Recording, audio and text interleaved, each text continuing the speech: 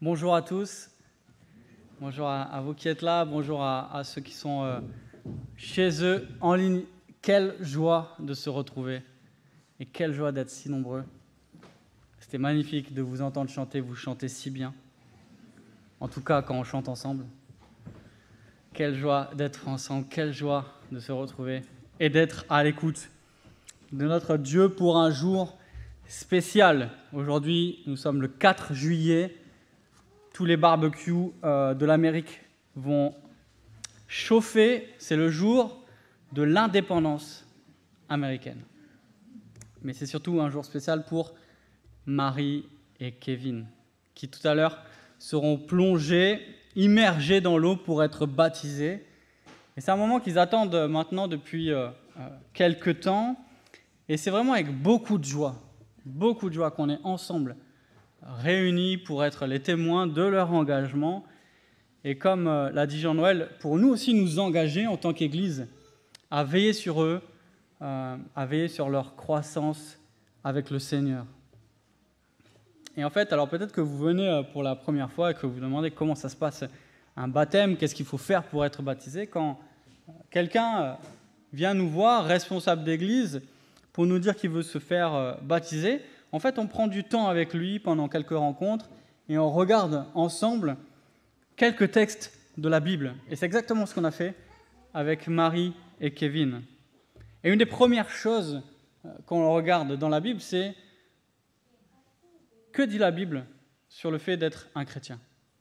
Ça veut dire quoi, être un chrétien? Parce que finalement, le baptême, c'est l'affirmation que l'on est un chrétien et que l'on est devenu un chrétien. Et quand Marie et Kevin vont se faire baptiser tout à l'heure, ils vont dire, en fait, par leur baptême, « Je suis chrétien ». Alors, ce qu'on regarde ensemble, c'est, au fond, qu'est-ce qu'un chrétien? Et comment on le devient? Une des premières questions qu'on a vues avec Kevin et Marie. Et un des textes qu'on a vus ensemble pour répondre à cette question de qu'est-ce qu'un chrétien et comment on le devient, c'est le texte que j'aimerais voir avec vous ce matin. Et j'aimerais aborder ce texte en 3 temps avec 3 notions. 3 notions qui sont le péché, la grâce et les œuvres. Le péché, la grâce et les œuvres. Je vais aborder la première des notions, le péché, et je vais vous lire le début du texte qui devrait s'afficher. Donc, dans la lettre de Paul aux Éphésiens, au chapitre 2, les versets 1 à 3. « Quant à vous, vous étiez morts à cause de vos fautes et de vos péchés que vous pratiquiez autrefois, conformément à la façon de vivre de ce monde, conformément au prince de la puissance de l'air, de l'esprit qui est actuellement à l'œuvre parmi les hommes rebelles. Nous tous aussi. Nous étions de leur nombre.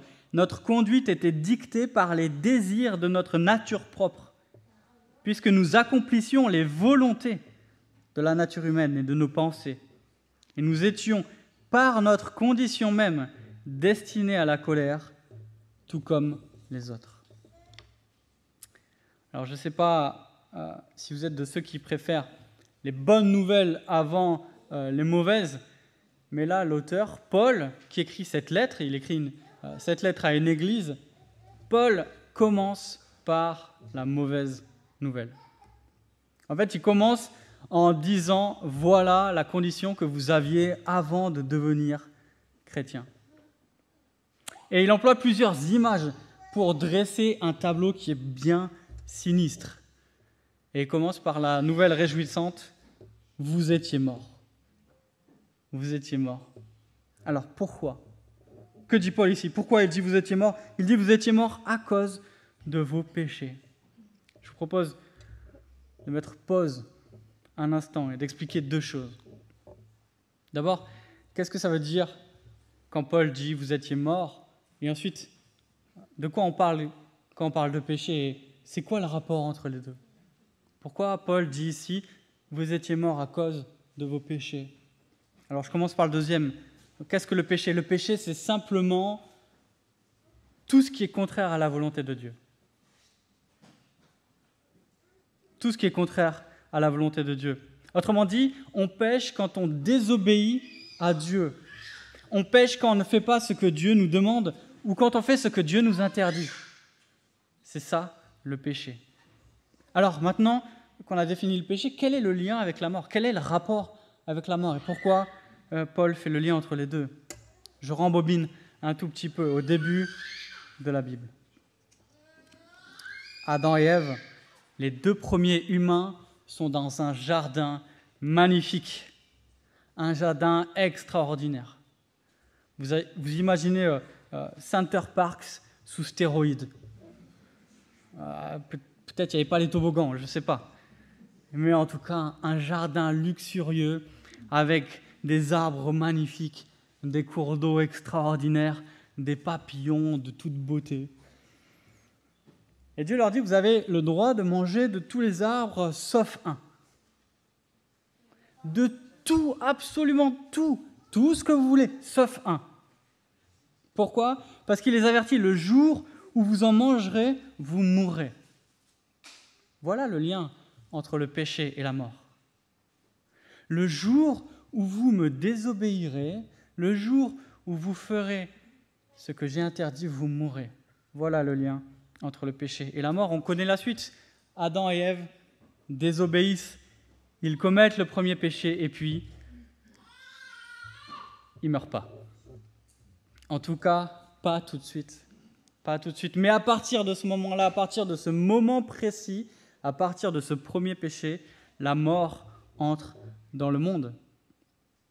La mort physique arrive. Adam et Ève vont finir par mourir dans leur corps et ce qu'on appelle la mort spirituelle est introduite dans le monde. Qu'est-ce que ça veut dire? Ça veut dire que Adam et Ève sont séparés de Dieu. Dieu en qui est la vie. L'homme sans Dieu est mort, nous dit la Bible. Et c'est exactement ce dont Paul parle ici. L'homme sans Dieu est un vivant mort. Un vivant mort. Il continue de brosser ce tableau. Il dit, en plus d'être mort, vous étiez esclaves. Esclaves de quoi? Esclaves de vos péchés. Il dit, vous marchiez dans vos péchés. Qu'est-ce que ça veut dire? Ça veut dire que toute votre conduite était dictée par le péché. Vous pensiez péché, vous parliez péché, vous agissiez péché. Tout ce que vous faisiez était marqué par le péché. Alors à quoi ça ressemble de péché? Que dit Paul ici? Vous marchiez conformément à la façon de vivre de ce monde. Pécher, c'est faire comme tout le monde. Quelqu'un qui marche dans le péché, pour reprendre l'expression de Paul, ça ne se voit pas forcément. Pourquoi? Parce que c'est quelqu'un de normal. Parce que tout le monde est pécheur. Nous naissons tous en étant pécheurs. C'est notre mode par défaut. C'est notre configuration de base. C'est notre Windows. Paul nous dit, pécher, c'est obéir à nos passions mauvaises. En fait, sans Dieu, l'homme ne peut pas s'empêcher de pécher. Pourquoi? Parce que c'est dans sa nature.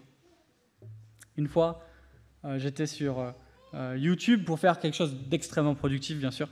Toujours sur YouTube. J'étais sur YouTube et je suis tombé sur une vidéo d'un show anglais, d'une émission anglaise qui s'appelle This Morning. Ils avaient invité Lucie. Lucie, c'était une Anglaise. Ils l'avaient invitée parce qu'elle avait mis son chien à un régime végétarien. Je vous ai dit, une vidéo très productive. Donc, il y avait Lucie avec son chien qui s'appelle Storm. Et il y avait un vétérinaire sur le plateau. Et puis, avec un air très sérieux, il disait il faut faire attention quand même parce que nous, on peut faire le choix de devenir végétarien. C'est un choix qui appartient à chacun. Mais en fait, un chien ne fait pas ce choix. En fait, c'est vous, Lucie, qui avez fait le choix pour votre chien. C'est vous qui êtes son maître, qui imposez ce choix de devenir végétarien à votre chien. Et à ce moment-là, avec grandiloquence, le présentateur déclare « Dans cette émission, les chiens ont le choix ». Et là, il y a deux bols, de manière assez théâtrale, deux bols qui arrivent. Deux bols qui arrivent. Il y en a un qui est rempli de légumes et l'autre qui est rempli de viande. Et il pose ces deux bols devant Storm le chien. Et devinez vers quel bol se dirige le chien? Vers la viande, évidemment. La viande, évidemment. Et il y a le commentateur, le vétérinaire qui fait ce commentaire. Voilà un chien qui agit naturellement. Voilà un chien qui agit naturellement. Pécher, c'est agir conformément à notre nature de pécheur. Paul nous dit d'un côté que l'homme est esclave de sa nature propre, et d'un autre côté, il nous dit que l'homme, sans Dieu, accomplit les volontés de notre pensée. Il est esclave de sa nature, et pourtant on accomplit les volontés de notre pensée. Ça nous paraît assez paradoxal. Finalement, est-ce que l'homme est esclave de sa nature ou est-ce qu'il accomplit ce qu'il veut dans ses pensées? En fait, Paul nous dit ici, même si l'homme est soumis à sa nature, il fait ce qu'il veut. Même si l'homme est soumis à sa nature, il fait ce qu'il veut. Il est responsable de ses actions. L'homme pêche nécessairement, mais volontairement. Paul nous dit, ce n'est pas parce que nous faisons ce que nous voulons que nous ne sommes pas esclaves. L'homme fait ce qu'il veut et pourtant il est esclave. Parce que ses pensées sont l'expression de son esclavage. Ce n'est pas parce qu'un prisonnier fait ce qu'il veut dans sa cellule qu'il est libre. Dernier élément de ce sombre tableau. L'homme est mort, l'homme est esclave, et l'homme sans Dieu est destiné à sa colère. C'est peut-être pour nous le plus dur et le plus difficile à entendre. On entend tout le temps que Dieu est amour. Dieu est amour, alors comment un Dieu d'amour peut nous parler de sa colère? Et comment Paul ici peut parler du jugement qui attend les hommes de la part de Dieu? Pourquoi il est question du jugement de Dieu contre les pécheurs? Tout simplement parce que le péché mérite d'être puni. Le péché, finalement, ce n'est pas juste enfreindre une règle. Le péché, c'est déclarer à Dieu « Je fais ce que je veux, c'est pas toi qui commandes. C'est moi qui décide. » Il y a même un professeur qui a dit « Péché, c'est cracher à la figure du Créateur. » Péché, c'est cracher à la figure du Créateur. Péché, c'est insulter Dieu. Et Dieu ne peut pas tolérer ça.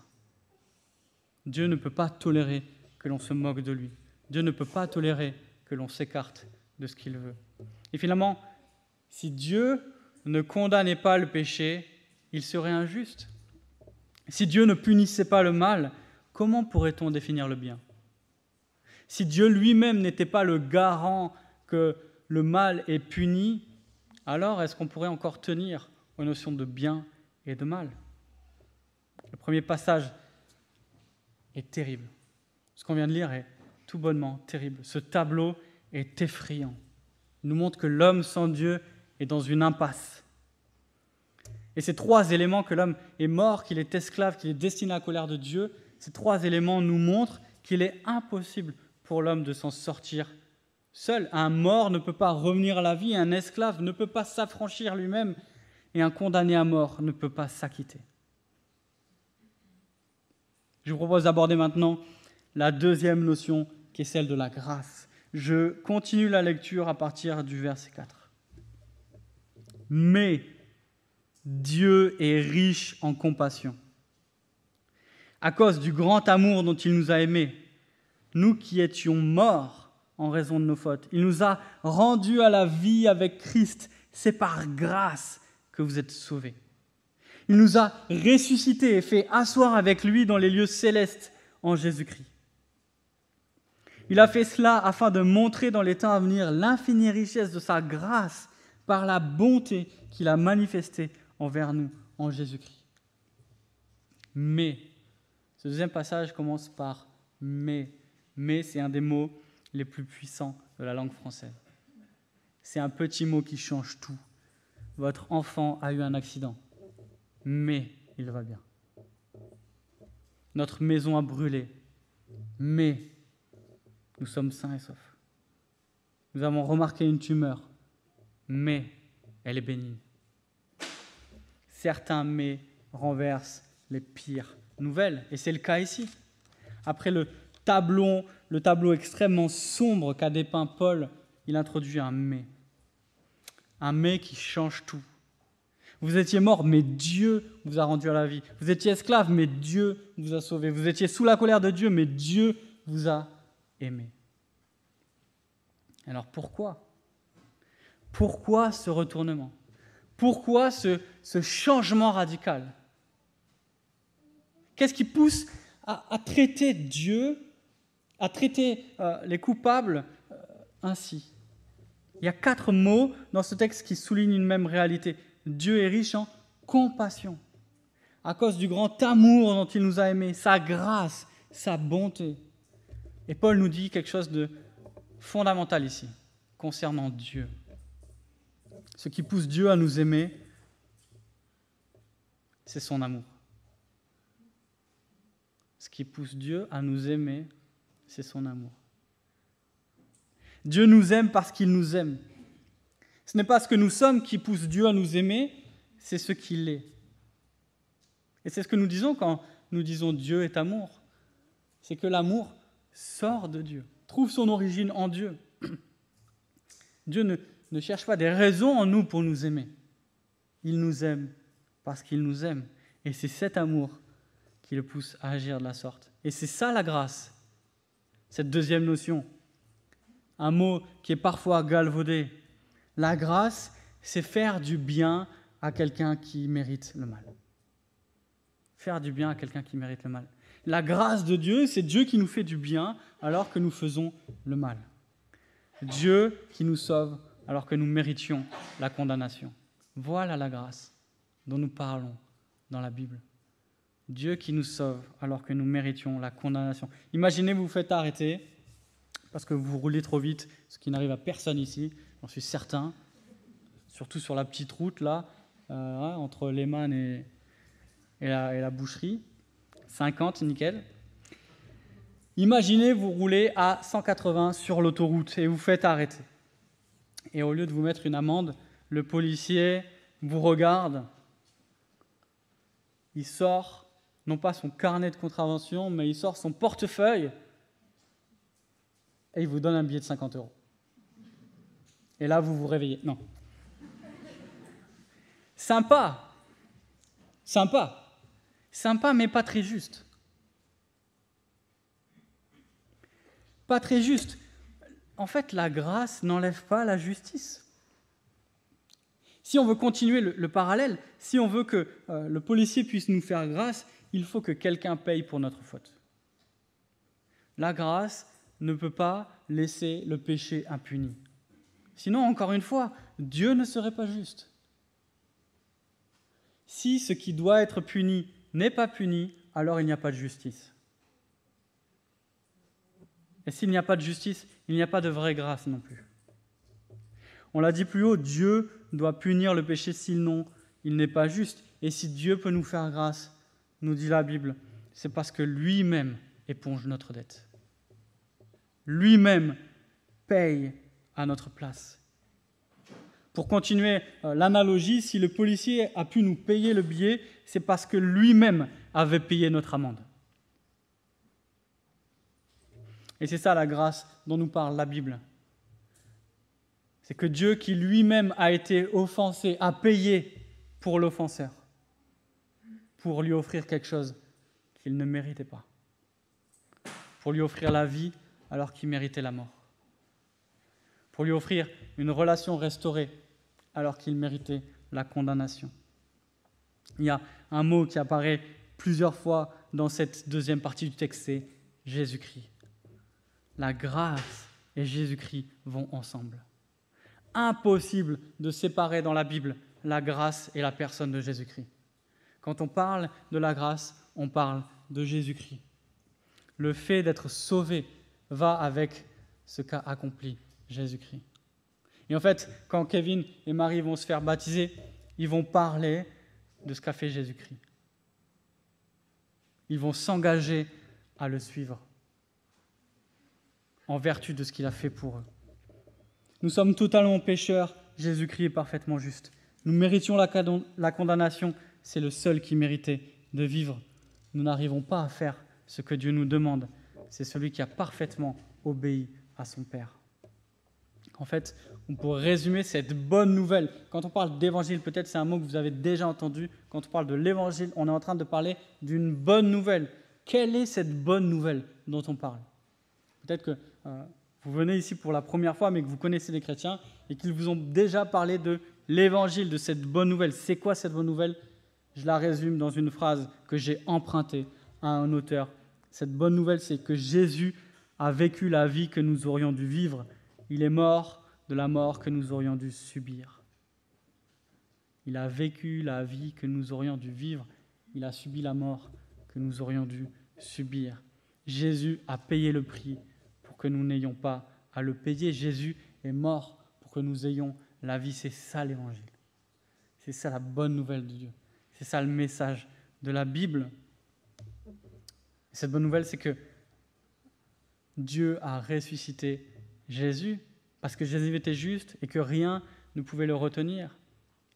Il ne méritait pas de mourir. On a fait le lien tout à l'heure entre le péché et la mort. On a dit que c'est normal de mourir quand on pêche. En fait, le salaire du péché, nous dit la Bible, c'est la mort. Ça veut dire quoi ? Ça veut dire que le péché entraîne la mort et que la mort est le juste salaire du péché. Mais Jésus n'a jamais péché. Et il a été ramené à la vie parce qu'il ne méritait pas de mourir, parce que rien ne pouvait le retenir. Et Paul nous dit, cette même puissance qui a ressuscité Jésus nous a ressuscités en lui. C'est exactement ce dont on va être les témoins tout à l'heure. Quand Kevin et Marie vont être plongés dans l'eau, ça va symboliser leur mort en Jésus. Et quand ils vont sortir de l'eau, leur nouvelle vie avec lui. Troisième et dernière notion, les œuvres. Je lis la fin de notre texte à partir du verset 8.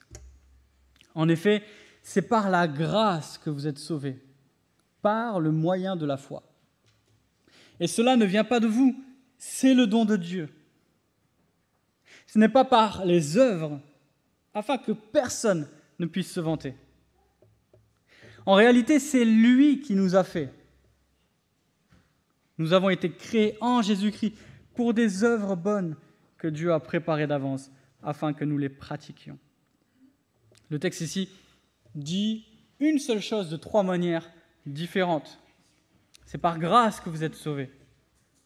Ça ne vient pas de vous, c'est le don de Dieu. Ce n'est pas par les œuvres afin que personne ne puisse se vanter. Dit autrement, ce n'est pas par ce que vous faites que vous êtes sauvés. Alors, à notre question du début, comment on devient chrétien ? Que doit-on faire pour devenir chrétien ? La Bible donne une seule et unique réponse, rien. Que doit-on faire pour devenir chrétien ? Rien. En fait, c'est même plus radical que cela. On ne doit rien faire, mais encore plus, on ne peut rien faire. Et on y est pour rien. C'est exactement ce que dit Paul ici, à 3 reprises. Il dit une seule et même chose. Cela ne vient pas de vous. Cela, c'est une grâce. C'est le don de Dieu. C'est Dieu qui fait ça en vous. La première partie du texte nous montrait l'impasse dans laquelle l'homme pécheur se trouve. On avait dit qu'il est incapable de se sauver lui-même, qu'un mort ne revient pas à la vie tout seul, qu'un esclave ne se libère pas, qu'un condamné ne s'affranchit pas. Et la deuxième partie, on avait vu, montre la grâce de Dieu qui agit. Cette deuxième partie nous a montré que Dieu fait pour les hommes ce qu'ils ne peuvent pas faire pour eux-mêmes. Toutes les religions nous disent ce que l'homme doit faire pour être sauvé par Dieu. Mais la Bible nous dit ce que Dieu a fait pour sauver l'homme. La grâce. Et la grâce, ici nous dit Paul, elle s'oppose au mérite. Qu'est-ce que je dois faire pour devenir chrétien ? Qu'est-ce que je peux faire ? Rien. Rien du tout. Ça ne vient pas de vous. Mais le texte introduit une autre notion qui est une notion très importante. C'est celle de la foi. Elle nous dit que nous sommes sauvés par le moyen de la foi. Alors, la foi, c'est quoi ?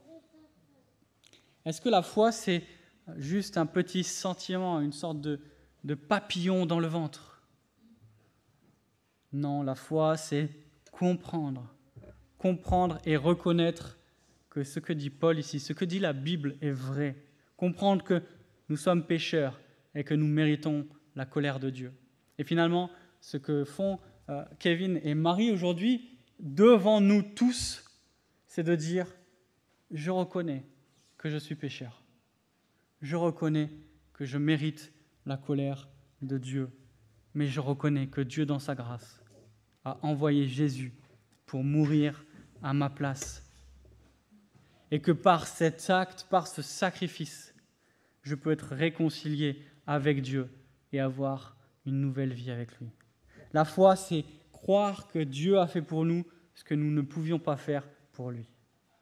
Et c'est exactement ce que disent Kevin et Marie ce matin. Nous n'avons pas pu faire ce que Dieu seul a fait pour nous. Alors comment être sauvés ? Paul nous dit par le moyen de la foi, en reconnaissant que nous sommes coupables, mais que Dieu a envoyé Jésus-Christ pour mourir à notre place, pour que nous puissions vivre en paix avec Dieu. Le texte se termine en parlant d'œuvres, et c'est pour ça que j'ai choisi cette notion. Il en parle à 2 reprises. Et il dit, ce n'est pas par les œuvres que vous êtes sauvés, ce n'est pas parce que vous faites que vous êtes sauvés, on a dit, rien ne peut nous sauver de ce que nous faisons, mais Dieu vous a sauvés pour des œuvres bonnes. Et il dit, Dieu nous a sauvés pour des œuvres bonnes afin que nous les pratiquions. En fait, dans le texte, c'est le même mot qu'au début. Paul, au début du texte, nous dit « Vous pratiquiez les péchés, vous marchiez dans les péchés autrefois, et maintenant vous marchez dans les œuvres bonnes. » On voit un renversement. Avant, votre conduite était caractérisée par le péché, par une vie qui est contraire à Dieu, et maintenant votre conduite est caractérisée par des œuvres bonnes qui plaisent à Dieu. Autrefois, vous désobéissiez, vous étiez rebelle à Dieu, et maintenant vous voulez le suivre et l'écouter. Voilà la transformation de l'Évangile. Et au milieu, cette charnière de la grâce de Dieu. C'est Dieu qui vous a délivré et Dieu qui vous a donné une nouvelle vie. Est-ce que c'est une obligation ? Est-ce qu'on a répondu à la question « Comment devient-on chrétien ?» Est-ce qu'il y a quelque chose à faire en particulier ? Non, mais maintenant que vous êtes chrétien, voilà la liste. C'est un annuaire, bonne chance. Non. C'est simplement l'expression de notre reconnaissance et de notre adoration. Celui qui a été sauvé par Dieu va vouloir obéir à Dieu. Notre volonté a été transformée. Avant, notre volonté obéissait à notre nature de pécheur, nous dit Paul. Aujourd'hui, notre volonté veut s'aligner avec celle de Dieu. Est-ce que ça veut dire que Marie et Kevin sont devenus parfaits ? Si vous passez plus de 10 minutes avec eux, vous allez voir que non. 10 minutes, c'est sympa, il suffit juste de 5 minutes pour moi. Marie et Kevin ne sont pas devenus parfaits. Mais ils ont reconnu qu'ils étaient pécheurs. Ils ont reconnu qu'ils ont besoin de la grâce de Dieu, non seulement pour être délivrés de cette condamnation, mais aussi pour marcher dans les voies que Dieu leur a préparées. Et c'est là que nous, en tant qu'Église, nous avons un rôle à jouer. Se faire baptiser, c'est dire devant tous, assemblés et invités, je reconnais que je suis pécheur, je reconnais que Jésus-Christ est mon Seigneur et je veux le suivre. Mais c'est dire à l'Église, je fais partie de la famille et j'ai besoin de vous. Dieu n'a pas conçu les chrétiens pour vivre de manière autonome. Il a constitué des églises. Et à chaque fois que nous baptisons quelqu'un, à chaque fois que nous sommes les témoins d'un baptême, nous reconnaissons l'engagement pris par quelqu'un et nous prenons cet engagement envers cette personne. Nous nous engageons à veiller sur toi. Tu fais partie de notre famille. Nous t'aimons. Nous voulons prendre soin de toi. Nous voulons t'encourager quand tu ne vas pas bien. On veut pleurer avec toi quand tu pleures, partager tes joies, t'accompagner quand ça va mal, t'avertir quand tu t'éloignes, parce que nous t'aimons, parce que nous sommes ensemble, parce qu'on est un seul corps, parce qu'on est une seule famille, parce qu'on est unis et parce qu'on marche ensemble. Voilà ce que dit l'Église quand elle est témoin du baptême de Marie et Kevin. Nous voulons marcher avec vous. Nous voulons veiller sur vous. Nous voulons prendre soin de vous. C'est ça, la vie de l'Église. Des pécheurs qui marchent ensemble dans la grâce. Des pécheurs qui marchent ensemble dans la grâce. Une fois, j'étais à un mariage. Je ne discutais pas avec un gars qui était à ma table. Il est sorti fumer une cigarette, puis je l'ai accompagné. Il était avec sa copine, puis notre discussion naturellement s'est continuée dehors. Et je me souviens, on parlait de la foi naturellement. Enfin, quand les gens savent que vous êtes pasteur, il y a deux solutions. Soit un long silence qui dure jusqu'au bout de la nuit, soit souvent des discussions qui tournent autour de la foi. Les gens sont curieux, à juste titre. Et là, je me souviens que sur un ton un petit peu provocateur, cet homme avait sorti « Mais vous, de toute façon, vous êtes obligés de faire des choses pour Dieu. » Je l'ai regardé. J'ai regardé sa copine. Puis j'ai demandé « Est-ce que des fois tu achètes des fleurs à ta copine ?» Il a dit oui. Et quand tu le fais, est-ce que tu le fais parce que tu es obligé ? Ben non. Pourquoi tu le fais ? Parce que je l'aime. C'est pareil pour moi. Ce que je le fais parce que j'aime Dieu. Et je le fais parce que lui m'a aimé le premier.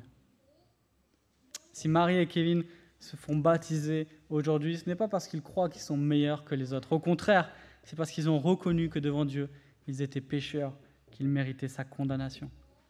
Mais ils ont reconnu aussi que dans sa grâce, Dieu les a sauvés, pas parce qu'ils sont parfaits, pas parce qu'ils sont meilleurs, mais parce que lui les aime.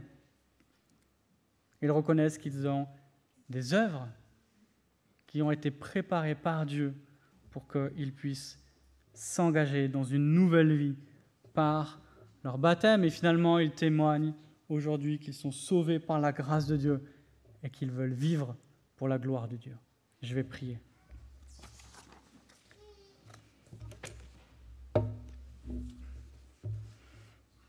Père céleste, Dieu de grâce,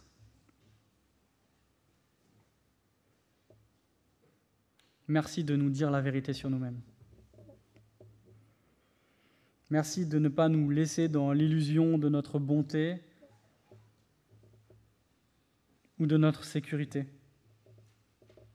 Merci de nous dire cette vérité qui fait mal et qui nous accable lorsque nous la reconnaissons, que nous sommes perdus, loin de toi, destinés à ta colère. Et Seigneur, merci de cette bonne nouvelle extraordinaire de ta grâce en Jésus-Christ. Que toi, alors que tu es la partie offensée, tu as tout mis en œuvre pour sauver ton peuple. Merci Seigneur aujourd'hui pour Marie et Kevin qui ont été sauvés par ta grâce et qui par la foi s'engagent à te suivre.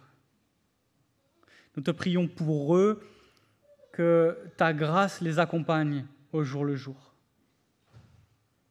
et que lorsqu'ils s'éloignent de toi, tu puisses les relever et que tu puisses nous équiper aussi Seigneur à être attentifs, à les encourager, à veiller sur eux et à prier pour eux.